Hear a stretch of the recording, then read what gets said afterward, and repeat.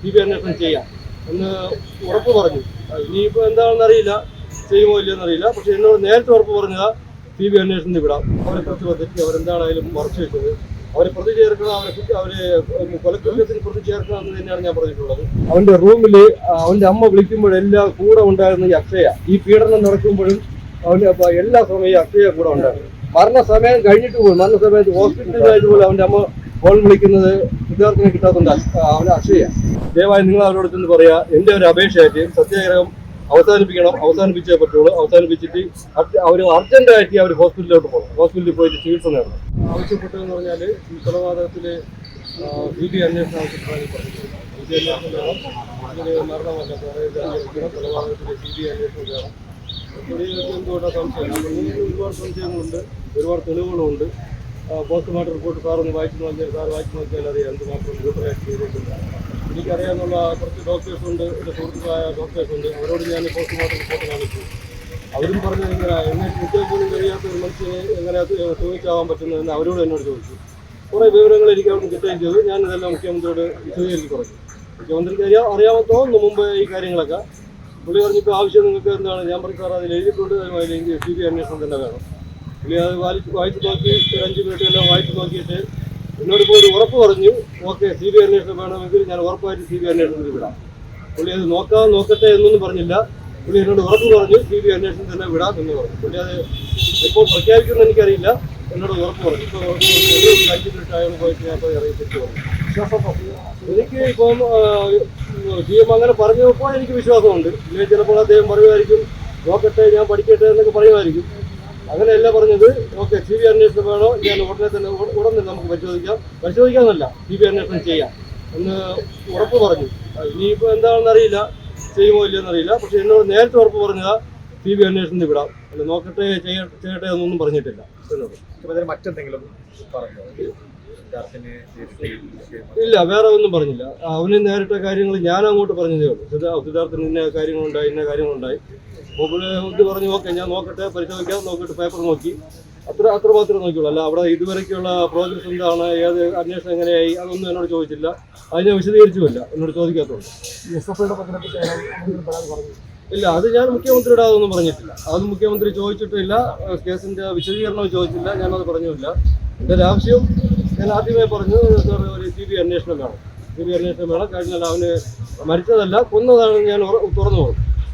അതുകൊണ്ട് ഞാനൊന്ന് വായിച്ചു നോക്കിയിട്ട് എന്നോട് ഉറപ്പാ പറഞ്ഞത്, അല്ല നോക്കട്ടെ എന്ന് പറഞ്ഞില്ല. ഓക്കെ ഞാൻ CBI അന്വേഷണം വേണമെങ്കിൽ CBI അന്വേഷണം തന്നെ ചെയ്യാം, ഒരു കുഴപ്പമില്ല എന്നോട് പറഞ്ഞു കേട്ടോ.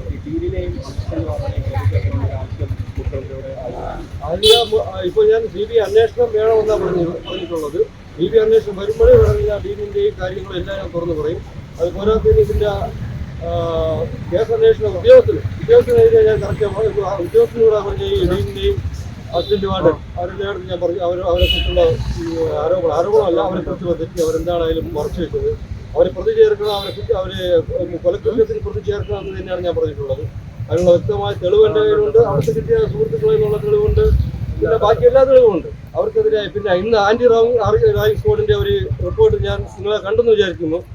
ആ റിപ്പോർട്ടിൽ വളരെ വ്യക്തമായി പറയുന്നുണ്ട്, അത് ആരും കണ്ടുപിടിച്ചതല്ല, വേറെ ആരും കണ്ടുപിടിച്ചതല്ല. ഡൽഹിയിലുള്ള ആന്റി റാഗിംഗ് സ്ക്വാഡ് കണ്ടുപിടിച്ചിട്ട് ഡീനിന് കൊടുത്ത റിപ്പോർട്ടാണ്. ആരൊക്കെ ഇപ്പോൾ പുതിയതായിട്ട് ഒരു പ്രതിയും കൂടെ അതിൽ വന്നിട്ടുണ്ട്. ആ പ്രതി ഇതുവരെയ്ക്കും പോലീസ് കണ്ടുപിടിച്ചിട്ടില്ല. അവൻ്റെ കൂട്ടുകാരനെ എൻ്റെ വീട്ടിൽ വന്ന് അവൻ്റെ അമ്മയുടെ കയ്യിൽ നിന്ന് ആഹാരമായി കഴിച്ചിട്ട് പോയ ദേവരാജ് എന്ന കൂട്ടുകാരൻ, അവൻ്റെ പേര് ഇപ്പോൾ ഇന്ന് ഇതിൽ വന്നിട്ടുണ്ട്, ഇന്ന് ആന്റി റാഗിംഗ് സ്ക്വാഡിൽ. അത് പോലീസ് റിപ്പോർട്ട് ഇതുവരെയ്ക്കും വന്നിട്ടില്ല. അതുകൊണ്ട് എനിക്ക് സംശയമുണ്ട്, ആർക്കും പ്രമർദ്ദം കിട്ടുന്നുണ്ട്. അതുകൊണ്ടാണ് വന്നിട്ട് ഈ നടക്കുന്നത്.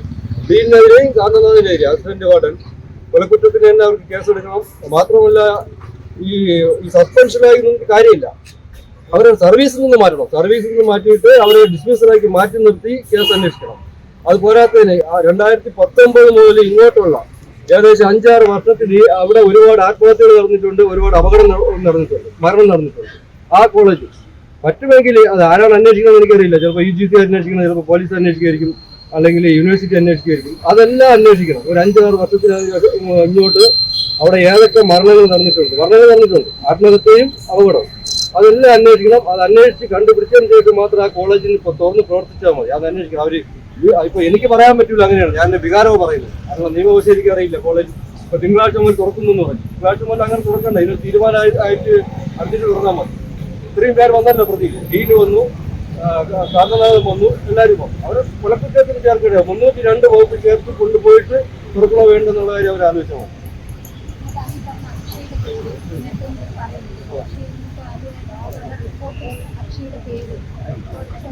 ഇല്ല. ആന്റി റായിഡ് സ്ക്വാഡിലെ അക്ഷയുടെ പേര് വന്നിട്ടില്ല എന്ന് എനിക്ക് തോന്നുന്നത്. അത് അറിയില്ല, എന്തുകൊണ്ടാണെന്ന് അറിയില്ല.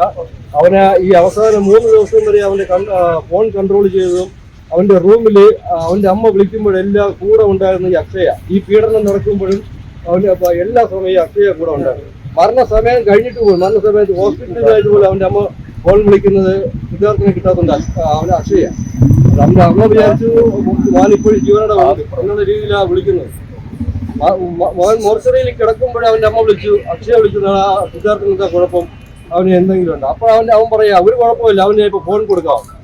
ഈ 4 മണിയോ 4:30 ആയപ്പോഴും പറയുന്നത് അവനിപ്പോ ഫോൺ കൊടുക്കാന്നാ പറയുന്നത്. വളരെ വേദനയാണ് അങ്ങനെ പറയുന്നത്. അവൻ കൂടെ ഉണ്ട്, അവൻ മരിച്ചു കഴിഞ്ഞു, മോർച്ചറിയിൽ കിടന്നു, പെട്ടിയിൽ കയറ്റി. എന്നിട്ട് അക്ഷയ പറയാ അവനൊരു കുഴപ്പമില്ല, വെയിറ്റ് ചെയ്യാമെങ്കിൽ ഞാൻ ഇപ്പൊ ഫോൺ കൊടുക്കാം. അതുപോലെ തന്നെ ഉണ്ട് ഇന്നലെ അവര് കൂടെ വേറൊരു കൂട്ടപ്രതി ഉണ്ടായിരുന്നു. നെടുമങ്ങാട് ഗവൺമെന്റ് ഹോസ്പിറ്റലിലെ ഒരു ഗൈനക്കോളജിസ്റ്റ് ബിന്ദു സുന്ദർ. ഈ മരണം കഴിഞ്ഞ് അന്ന്, കൊലപാതകം കഴിഞ്ഞ് അന്ന് തന്നെ ഓടി വന്ന് എന്റെ വീട്ടിൽ വന്ന്, അവർ പ്രാക്ടീസ് ചെയ്യുന്ന എന്റെ വീട്ടിൽ തൊട്ടടുത്താണ്. അവർ ഓടി വന്ന് വീട്ടിൽ വന്ന് പറയുക, അത് എന്റെ മകനാണ് വാതിൽ ചവിട്ടി തുറന്നത്. അവൻ തൂങ്ങി നിൽക്കുന്നത് കണ്ടിട്ട് എന്റെ മകൻ വാതിൽ ചവിട്ടി തുറന്ന് അവന്റെ കാല് മുറിഞ്ഞിട്ടുണ്ട്, കാലിലെന്തോ ഉളുക്കുണ്ട് എന്ന് പറഞ്ഞു. അത് അവന് എല്ലാം എവിടെ വേണമെങ്കിൽ ഒന്ന് പറയാമെന്ന് പറഞ്ഞിട്ടുണ്ട്. ഒരു 2 ദിവസം കഴിഞ്ഞിട്ട് അവർ നേരെ അവർ തലയില്ല. അവർ പറഞ്ഞ് പിന്നെ അവർ നടന്നത് ഒരു നോർത്ത് ഇന്ത്യക്കാർ കുട്ടികളാണ് ചവിട്ടി പൊളിച്ചത്. അതായത് നമുക്കും മറ്റു നാട്ടുകാർക്കും ഒരു സംശയം ഉണ്ടായി, ബിന്ദു സുന്ദറിന്റെ മകന് റോഗനും ഇതിൽ പങ്കുണ്ട്, ഈ മരണത്തിൽ കൊലപാതകത്തിൽ പങ്കുണ്ട്. ഞാനത് എവിടെ വേണമെങ്കിൽ കുറെ എഴുതി കൊടുക്കാൻ തയ്യാറാണ്. വെറുതെ ഞാൻ ഒരു കാര്യം ഇതുവരെയ്ക്ക് ആരോപിച്ചിട്ടില്ല. ഈ ബിന്ദു സുന്ദറിന് ഗൈനക്കോളജിസ്റ്റ്, നെടുമങ്ങാട് ഗവൺമെന്റ് ഹോസ്പിറ്റലിലെ ഗൈനക്കോളജിസ്റ്റ് ബിന്ദു സുന്ദറിന്റെ മകനാ റോഗൻ, സീനിയറാണ്. അവന് ഇതിൽ വ്യക്തമായി പങ്കുണ്ട്. അവർ ചവിട്ടി പറഞ്ഞിട്ടുണ്ടെങ്കിൽ പിന്നെ അവരെന്തുകൊണ്ട് ബാക്ക് തിരിച്ച് തുറന്നിരിക്കും? അല്ലെങ്കിൽ ഡയറക്റ്റ് അല്ലെങ്കിൽ ഇൻഡയറക്റ്റ് ആയിട്ട് അവന് ഈ റോഗൻ നല്ല രീതിയിൽ പങ്കുണ്ട്, അക്ഷയ്ക്ക് പങ്കുണ്ട്. അക്ഷയുടെ മകൻ, അക്ഷയുടെ അച്ഛൻ അവർ നല്ലൊരു പ്ലാനറാ, ഒരു നല്ലൊരു രാഷ്ട്രീയക്കാരനോ. അതുകൊണ്ടായിരിക്കും ഈ അക്ഷയെ തൊടാതെ വെച്ചിരിക്കുന്നത്. എനിക്കറിയില്ല എന്താണെന്ന്. നിങ്ങൾ കണ്ടുപിടിച്ച് കഴിഞ്ഞാൽ അത്രയും നല്ലത്. ഞാൻ പോലീസിനോടും പറയുന്നുണ്ട്. ഇത്രയും സംശയങ്ങളെല്ലാം ഉള്ളത് കൊണ്ടാണ് ഞാൻ ഈ CBIക്ക് അന്വേഷണം ബഹുമാനപ്പെട്ട മുഖ്യമന്ത്രിക്ക് ഞാൻ കൊടുത്തത്. അദ്ദേഹം അത് ഉറപ്പ് തന്നത്. അതുകൊണ്ടാണ് ഞാൻ അതിൽ കുറച്ച് തൃപ്തനുമാണ് അദ്ദേഹം പറഞ്ഞില്ല. അല്ല, അതറിയില്ല, ഏത് നേതാവാണെന്ന് എനിക്കറിയില്ല. അക്ഷയുടെ അച്ഛൻ ഒരു നേതാവാണെന്ന് എനിക്കറിയില്ല. അത് കോൺഗ്രസോളോ കമ്മ്യൂണിസ്റ്റോ ഏതായാലും അതെനിക്ക് വിഷയമില്ല. ഞാൻ ആ രാഷ്ട്രീയത്തോട്ട് എനിക്ക് പോകാൻ താല്പര്യമില്ല. ഒരു നേതാവാണ് എനിക്കെന്നറിയാം. വലിയൊരു പ്ലാന്ററാണെന്ന് എനിക്കറിയാം. അവിടെ വലിയൊരു പ്ലാന്റർ, ഇത് എന്ന് മാത്രമേ എനിക്കറിയാവൂ. അവർ കണ്ടുപിടിക്കട്ടെ. ഇതുവരെയും അവിടെ ആരോ അതൊക്കെയോ പ്രമുഖ നേതാക്കൾ സംരക്ഷിച്ചുകൊണ്ടിരിക്കുന്നു. പേപ്പറിലും കണ്ടു, പത്രത്തിലും കണ്ടു, നല്ല പ്രമുഖ നേതാക്കൾ സംരക്ഷിച്ചുകൊണ്ടിരിക്കുന്നു. അതും എനിക്ക് വിഷയമല്ല, അത് സംരക്ഷിക്കട്ടെ.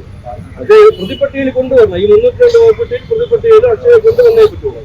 അത് വേറെ യാതൊരു കോംപ്രമൈസും ഇല്ല. ഈ മർദ്ദിക്കുന്നത് കണ്ടു എന്നുള്ളൊരു മൊഴി അക്ഷയ് പോലീസിന് കൊടുത്തു. ഈ കേസിൽ ഒരു പ്രധാന സാക്ഷിയായിട്ടല്ലേ അക്ഷയ് മാറുക? പ്രധാന സാക്ഷിയാവേണ്ട കാര്യമില്ല. അക്ഷയ് സാക്ഷിയല്ല. മർദ്ദിക്കുന്ന പ്രതി എന്ന് പറഞ്ഞാൽ അതിപ്പോ വളച്ചെടുത്ത് കൊണ്ടുവരിക, വേണമെങ്കിൽ അവരൊരു മാപ്പസാക്ഷിയാക്കാൻ കൊണ്ടുവരിക, അല്ലെങ്കിൽ സാക്ഷിയാക്കുക, ആ രീതിയിലാണ് കൊണ്ടുവരുന്നത്. അതല്ല ചെയ്യണം. അക്ഷയെ 302 വകുപ്പ് പ്രകാരം കൊലക്കുറ്റത്തിന് കേസ് എടുത്തിന് അക്ഷയിലോട്ട് കൊണ്ടുപോകണം. അപ്പൊ അക്ഷയ സൗജന്യത്തിൽ ഇങ്ങനെ കണ്ടെന്ന് പറയണ്ട, അല്ലെങ്കിൽ ഒരു റിപ്പോർട്ട് കൊടുക്കണ്ട, അക്ഷയ് മാപ്പസാക്ഷിയാക്കുക, അല്ലെങ്കിൽ സാക്ഷിയാക്കുക. അക്ഷയ് സാക്ഷിയല്ല, അക്ഷയ് പ്രതിയാണ്. 100% അക്ഷയ് പ്രതിയാണ്. എനിക്ക് നല്ല ഉറപ്പുണ്ട്. ഈ ആന്റി റാഗിംഗ് സെല്ലിന്റെ റിപ്പോർട്ടിൽ പോലും പേരില്ലാത്ത ഒരാളെ എന്താണ് അക്ഷയ്ക്കെതിരെയുള്ള ഒരു എവിഡൻസ് നിങ്ങളുടെ കയ്യിലുള്ള എന്തെങ്കിലും? ഇല്ല, അക്ഷയാണല്ലോ ഇപ്പൊ ആ വീട്ടിൽ ഫോൺ ചെയ്തുകൊണ്ടിരിക്കുന്നത്. ഏത് സമയം വീട്ടിൽ ഇത്രയും ഈ പ്രശ്നം നടന്നു പീഡിപ്പിച്ചുകൊണ്ടിരിക്കുന്നു. ആ സമയത്തുള്ള അക്ഷയാണ് നമ്മൾ വീട്ടിൽ വിളിച്ചുകൊണ്ടിരിക്കുന്നത്. അക്ഷയ്ക്കെല്ലാം നല്ല രീതിയിൽ അറിയാം. ഈ പീഡനം നടക്കുമ്പോഴറിയാം, കൊലപാതകം നടക്കുന്ന കാര്യം അറിയാം. ആ സമയത്തുള്ള അക്ഷയ്ക്ക് നല്ലവണ്ണം അറിയാം. എന്തുകൊണ്ട് ഇത് പേര് വന്നിട്ടില്ല എന്നുള്ള കാര്യം എനിക്കറിയില്ല. അത് ചിലപ്പോൾ ആന്റി റാഗിംഗ് അടുത്തൊരു അന്വേഷണം വരുമ്പോൾ ചിലപ്പോൾ കണ്ടെത്തുമായിരിക്കും. അത് അടുത്ത അന്വേഷണം വരുമ്പോൾ കണ്ടെത്തണം. കാരണം ഇതുവരെയും പ്രതിപട്ടികയിൽ ഇല്ലാത്ത ഒരാളുടെ പേര് വരെ വന്നു, ദേവരാജ് എന്ന് പറഞ്ഞത്. പ്രതിപട്ടികയില്ല. അവനെ ബ്രൂട്ടലായിട്ട് അവന്റെ ക്ലാസ്മേറ്റ്, റൂംമേറ്റ് ബ്രൂട്ടലായിട്ട് ഉപദ്രവിച്ചില്ല. അവന്റെ പേര് വന്നു, ദേവരാജിന്റെ പേര്. അതെങ്ങനെ വന്നു? പോലീസ് റിപ്പോർട്ടിൽ ഇതുവരെയും വന്നിട്ടില്ല. അതെന്തുകൊണ്ട് വന്നിട്ടില്ല? അപ്പോൾ വേറെ കാര്യം ആന്റി റാഗിംഗ് കണ്ടുപിടിച്ചു കൊടുക്കണം. ഇല്ലെങ്കിൽ എനിക്ക് കിട്ടിയ അറിവ് ഞാൻ കണ്ടുപിടിച്ചു കൊടുക്കണം. എനിക്ക് IBയിൽ ജോലിയൊന്നുമില്ല. ഇത് കണ്ടുപിടിച്ചു കൊടുക്കാം. എനിക്ക് കിട്ടിയ അറിവുകളെല്ലാം ഞാൻ കൊടുത്തു. അതുവരെയുള്ള അന്വേഷണങ്ങൾ തന്നെ ഇതുവരെയും വന്ന് നിൽക്കുന്നു. അത് കൂടുതൽ പോയിട്ടുണ്ടെന്ന് അറിയില്ല. അത് ഞാൻ ഉദ്യോഗസ്ഥന് ഒരിക്കലും കുറ്റം പറയുന്നില്ല. അതിലെനിക്ക് താല്പര്യമുണ്ട്. ഉദ്യോഗസ്ഥൻ നല്ല രീതിയിൽ കൊണ്ടുപോയായിരിക്കും അതിൽ കൊണ്ടുപോകുന്നത്. എന്തോ കാണുമായിരിക്കും, അവർക്ക് സമ്മർദ്ദങ്ങൾ കാണുമായിരിക്കും. അത് ഞാൻ മുൻകൂട്ടി കണ്ടുകൊണ്ടാണ് ഞാൻ CBI അന്വേഷണം വേണമെന്ന് പറഞ്ഞത്. അല്ല ഞാൻ ആരെയും ഒരു രാഷ്ട്രീയക്കാരെയോ അല്ലെങ്കിൽ ഒരു പോലീസ് ഉദ്യോഗസ്ഥനെയോ ഞാൻ കരിവാരിത്തേക്കാനുള്ള എനിക്ക് അതിന് ആവശ്യമില്ല. എനിക്ക് അത്യാവശ്യം എന്ന് പറഞ്ഞാൽ മകന് നീതി കിട്ടണം, ഇതുള്ള സംഭവങ്ങൾ ആവർത്തിക്കണം. ഈ രണ്ട് കാര്യവും എനിക്ക് പ്രധാനമാണ്. അതുകൊണ്ടാണ് ഇതിൽ നടക്കുന്നത്. പിന്നെ ഇതിലൊരു കാര്യം, എല്ലാവരും ഈ രാഷ്ട്രീയത്തിന് കക്ഷി രാഷ്ട്രീയമോ അല്ലെങ്കിൽ മതമോ ജാതിയോ മതമോ ഒന്നും നോക്കാതെ എല്ലാവരും മീഡിയ ആണെങ്കിൽ എല്ലാം എൻ്റെ നല്ല രീതിയിൽ ഇപ്പോൾ ഈ കേസിന് എന്നെ സഹകരിക്കുന്നുണ്ട്, എന്നോട് സഹായിക്കുന്നുണ്ട്. ഒരു വേദനയായിട്ടുള്ള ഒരു കാര്യം എന്ന് പറഞ്ഞാൽ ഞാൻ പോലും അറിഞ്ഞില്ല ഇവിടെ സെക്രട്ടേറിയറ്റിനിടയിൽ സത്യാഗ്രഹം ഇരിക്കുന്നു കുറച്ച് പേര്. കുറച്ച് കോൺഗ്രസ് നേതാക്കളാണ്. കോൺഗ്രസോ കമ്മ്യൂണിസ്റ്റോ BJP ഞാൻ അങ്ങനെ പറയാൻ ഉദ്ദേശിക്കുന്നത്. എല്ലാവരും എനിക്ക് സപ്പോർട്ട് വരുന്നുണ്ട്, ഒരു പാർട്ടി ഒഴിച്ചു. അതെനിക്ക് പറയാം, നിങ്ങൾക്കറിയാതാണ്. ഇങ്ങനെ 2 ദിവസം മുമ്പ് ഒരു വിദ്യാർത്ഥി സംഘടന എൻ്റെ വീട്ടിൽ നിന്ന് പ്രതിഷേധമായി പോയി. അത് കഴിഞ്ഞ് ഇന്നലെ അടുത്തൊരു വിദ്യാർത്ഥി സംഘടന എൻ്റെ വീട്ടിൽ നിന്ന് പ്രതിഷേധമായി പോയി. അവരുടെ ഒരു വിദ്യാർത്ഥി, അവരുടെ കൂട്ടത്തിലുള്ള ഒരു വിദ്യാർത്ഥിയെ തല്ലിക്കൊല്ലുമ്പോൾ കൊന്നപ്പോൾ അവർക്ക് സഹിച്ചില്ല. അതുകൊണ്ട് എല്ലാവരും എന്നെ സഹായിക്കുന്നുണ്ട്. അതുപോലെ ഇവിടെ സത്യാഗ്രഹം കിടക്കുന്നുണ്ട്. ഒരു യൂത്ത് കോൺഗ്രസിന്റെ നേതാക്കളുണ്ട്, അത് ദൈവമുണ്ട്, പക്ഷേ സങ്കടമാണ്. ശരിക്കും നിങ്ങൾ എനിക്ക് സപ്പോർട്ട് ചെയ്യുകയാണെങ്കിൽ എനിക്കിപ്പോൾ സമരപന്തലിലോട്ട് ഇപ്പം പോകാൻ പറ്റിയ സാഹചര്യമല്ല. എൻ്റെ മകൻ്റെ ചടങ്ങുണ്ട് 41. അതുവരെയും ഞാൻ ഈ അപേക്ഷമായി ഇറങ്ങുന്നതല്ലാതെ വേറെ സമരത്തിലോട്ട് പ്രത്യേകിച്ച് ഇപ്പോൾ ഞാൻ പോകുന്നില്ല. അതുകൊണ്ട് ആ സമരപന്തലിൽ പോയിട്ട് ഏത് സമരപന്തലിൽ പോയിട്ടാലും അവരെ ആശ്വസിപ്പിക്കാൻ എനിക്ക് ആഗ്രഹമുണ്ട്. ഏത് പാർട്ടി ചെയ്താൽ നിങ്ങൾ ദയവ് ചെയ്ത് ഈ സെക്രട്ടറിയുടെ നടയിൽ അവരുണ്ട്. അവരെ ആരോഗ്യസ്ഥിതി വളരെ മോശമാണെന്ന് പറഞ്ഞു എൻ്റെ സുഹൃത്തുക്കൾ പറയുന്നു. 6-ാം ദിവസം എന്തോമായി അവരുടെ ആരോഗ്യസ്ഥിതി വളരെ മോശമാണ്. സ്ത്രീയുണ്ട്, ചെവി മാത്രമുണ്ട്. അതുകൊണ്ട് അവരുടെ ആരോഗ്യസ്ഥിതി മോശമാണ്. ദയവായി നിങ്ങൾ അവരോട് ചെന്ന് പറയുക, എൻ്റെ ഒരു അപേക്ഷയായിട്ട് സത്യാഗ്രഹം അവസാനിപ്പിച്ചേ പറ്റുള്ളൂ. അവസാനിപ്പിച്ചിട്ട് അവർ അർജന്റായിട്ട് അവർ ഹോസ്പിറ്റലിലോട്ട് പോകണം. ഹോസ്പിറ്റലിൽ പോയിട്ട് ചികിത്സ നേടണം. എൻ്റെ നിങ്ങളെല്ലാം ഇതുവരെയ്ക്കും നിങ്ങൾ എന്നെ സഹായിച്ചുകൊണ്ടിരിക്കുകയാണ്. എൻ്റെ ഒരു അപേക്ഷയാണ്. നിങ്ങൾ അവിടെ പോയിട്ട് അവരോട് സത്യാഗ്രഹം അവസാനിപ്പിക്കാൻ പറയണം. എൻ്റെ ഒരു അപേക്ഷയായിട്ട് അർജന്റായിട്ട് ഹോസ്പിറ്റലിൽ കൊണ്ടുപോകണം. കാര്യം എന്ന് പറഞ്ഞാൽ അവരുടെ ആരോഗ്യസ്ഥിതി വളരെ മോശമാണ്.